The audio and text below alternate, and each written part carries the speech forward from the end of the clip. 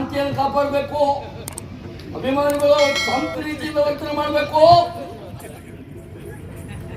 ಸ್ವಾಮಿ, ಅಯ್ಯೋ ನಿಮ್ಮ ನೋಡಿದ್ರೆ ಅಯ್ಯೋ ಪಾಪ ಅನ್ಸುದು ನನಗೆ. ಹಾ ಯಾಕೆ ಈ ವಯಸ್ಸಲ್ಲಿ ಇಷ್ಟೆಲ್ಲ ಹೊಡ್ತಾ ತಿನ್ನು ಕೆಲಸ ಏನ್ ಮಾಡಿದ್ರೆ ಗೊತ್ತಾಗಿಲ್ಲ. ಇಷ್ಟೊತ್ತಿಗೆ ನೀವು ಮುಂದ್ ಬರ್ಲಿಲ್ಲ ಅಂತ ಆದ್ರೆ ಹಾ. ನನ್ ಪ್ರಾಣವೇ ಹೋಗ್ಬಿಡ್ತು. ಹೌದಾ? ಏನ್ ಮಾಡೋದ ಹೇಳಿ? ಏನೋ ಮಾಡಕ್ಕಾಗಲ್ಲ. ಏನ್ ಮಾಡಕ್ಕಾಗಲ್ಲ. ಇವಳಪ್ಪ ನನ್ನ ಹತ್ರ ಸಾಲ ತಗೊಂಡವ. ಅಪ್ಪ ಇಲ್ಲ? ಹೌದು. ಆಮೇಲೆ ಅಪ್ಪ ಸತ್ತು ಹೋಗಿ ಸ್ವರ್ಗಕ್ಕೆ ಸೇರಿದ್ದಾರೆ. ಇವಳ ಹತ್ರ ಸಾಲ ಕೇಳಿ ಹೋದ್ರೆ ಕೊಡ್ಲಿಕ್ಕೆ ಬರ್ತಾಳೆ ನಂಗೆ. ಅಯ್ಯೋ ನಿಮ್ಗೆ ವಿಷಯ ಗೊತ್ತಿಲ್ಲ. ಅಯ್ಯೋ, ಒತ್ತವ ಕೋಡಂಗಿ ತಗೊಂಡವ. ಅಲ್ಲೇ ಭದ್ರ. ಹಾಗಾದ್ರೆ ನನ್ನ ಹಣ ದೇವ್ರನ್ನ ಬರ್ತದೆ ಅಂತ ವಿಶ್ವಾಸ ಇಲ್ಲ, ಆದ್ರೂ ಕೊಡಿಸುವ ಪ್ರಯತ್ನ ಮಾಡ್ಬೋದು. ನಿಮ್ಮ ಮಾತು ಇನ್ನೊಬ್ಬ ಹೀಗೆ ಹೇಳಿದ್ದ. ಹಾ. ಅವನು ಇಲ್ಲ, ಹಣನೂ ಇಲ್ಲ. ಈಗ ಅವನಾಗಿ ನಾನಲ್ಲ, ಬದಲಾವಣೆ ಮಾಡ್ತೇನೆ. ಹೌದಾ? ಹೌದು. ಹಾ?